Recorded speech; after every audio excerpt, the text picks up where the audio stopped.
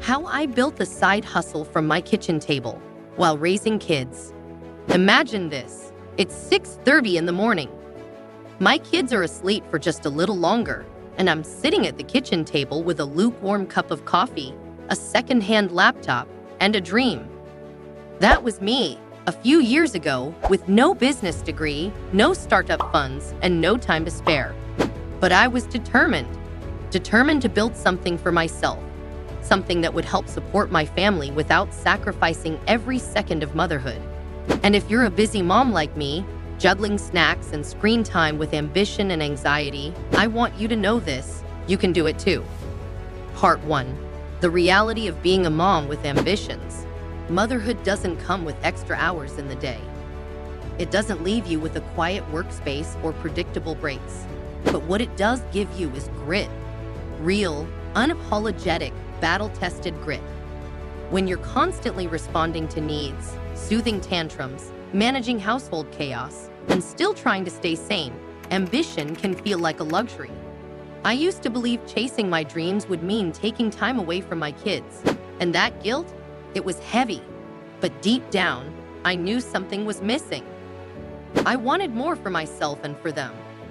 I wanted my children to see their mother building something, dreaming bigger, and finding purpose outside of just being mom.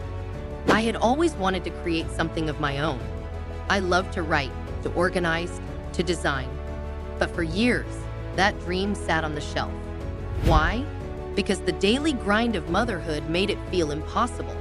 Diapers, meal prep, playdates, school pickups, they consumed everything. It wasn't just about time. It was about mental space.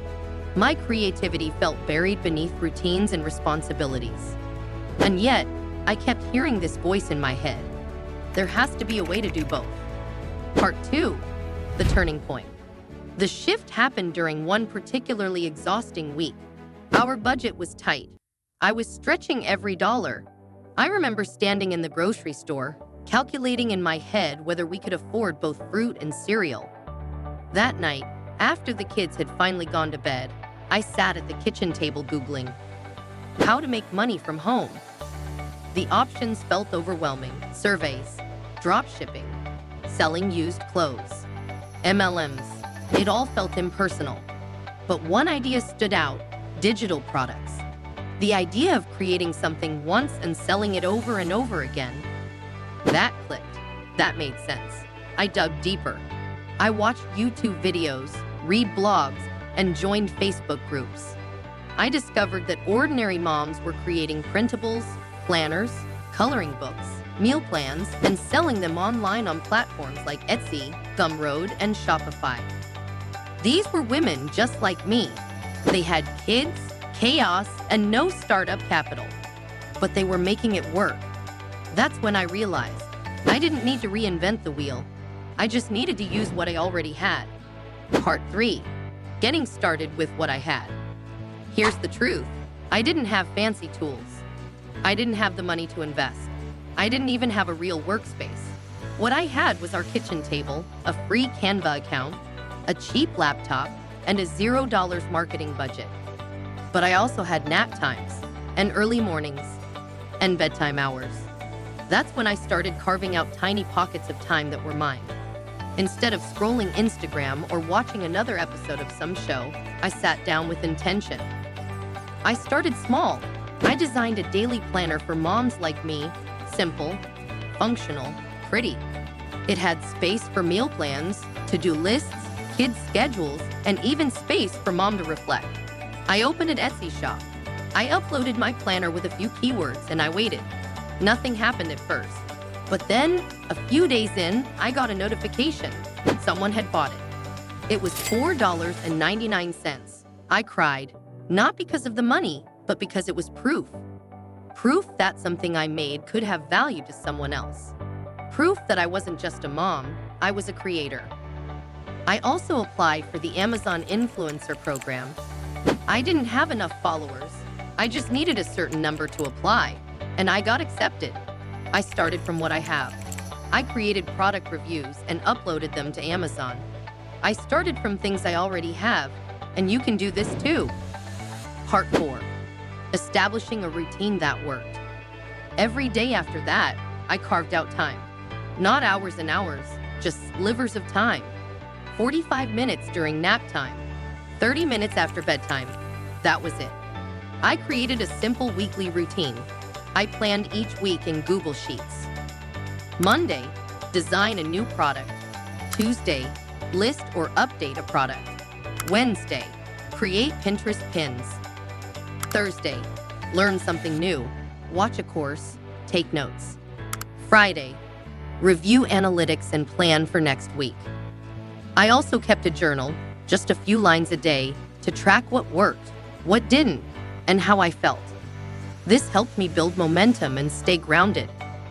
I didn't try to do it all at once. I didn't pressure myself to be perfect. I focused on progress, not perfection. Part 5. Scaling slowly and smartly. After a few weeks, I had 4 digital products, then 10. I started seeing 2 to 3 sales a day. Some days were dry, some were exciting, but it was moving. I reinvested my earnings. I bought Canva Pro. I tried a $5 ad on Etsy. I signed up for free courses on Skillshare. I watched free YouTube tutorials during my toddler's cartoon breaks. Every small step added up. Eventually, I learned how to create lead magnets, free resources to grow my email list. I created a free meal planner for busy moms and shared it on Pinterest. My list began to grow. Now, I had people to talk to, a real audience. People replied to my emails with thanks, with questions, with stories. That interaction fueled me more than sales. Suddenly, I wasn't just selling planners. I was building a brand, a purpose. Part 6. The mental and emotional roller coaster. Let me be clear, it wasn't easy. There were nights I wanted to quit, days I felt like an imposter, times I compared myself to other creators making 6 figures, days I looked at my $15 in sales and wondered if it was even worth it. But every time I saw a new order, a kind message, or even a save on Pinterest, it reminded me, I'm doing something. I'm creating. I'm trying. The truth is, motherhood already comes with enough pressure. Your side hustle shouldn't add to that. It should empower you, not exhaust you. Once I learned to give myself grace, everything changed. I stopped chasing someone else's success and started defining my own. I learned to see failure not as a stop sign, but as a redirection. If a product didn't sell, I learned from it.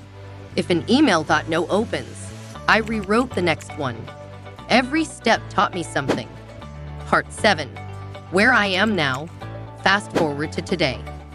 My little Etsy shop from the kitchen table now brings in consistent monthly income. Not quit your job income yet, but income that pays for groceries, extracurriculars, family outings, and savings. More importantly, it gave me something else: confidence, autonomy, purpose. My kids see their mom creating.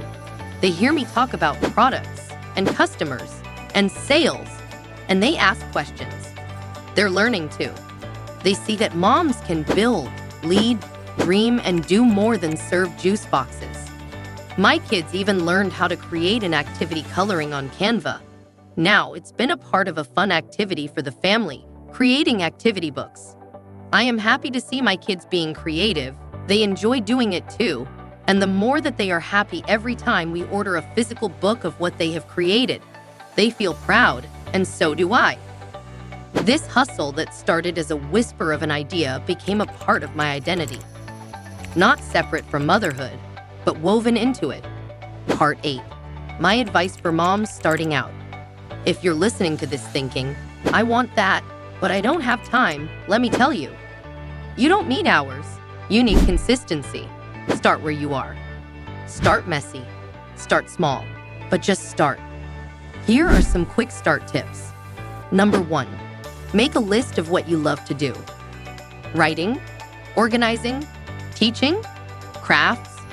Number 2. Choose one problem you can solve. Help moms budget, meal plan, create routines. Number 3. Create a simple solution. A guide, a printable, a checklist. Number 4. Pick one platform. Etsy, Gumroad, Ko-Fi. Number 5. Market for free. Use Pinterest, Facebook mom groups, or TikTok. Don't get overwhelmed. Don't overthink it.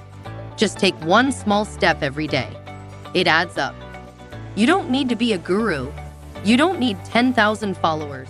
You don't need a picture-perfect life. You need a reason. You need a routine. And you need the belief that your voice, your creativity, and your effort matter.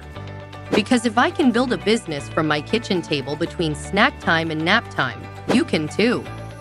And years from now, when you look back at that kitchen table, I hope you see more than crumbs and coffee stains.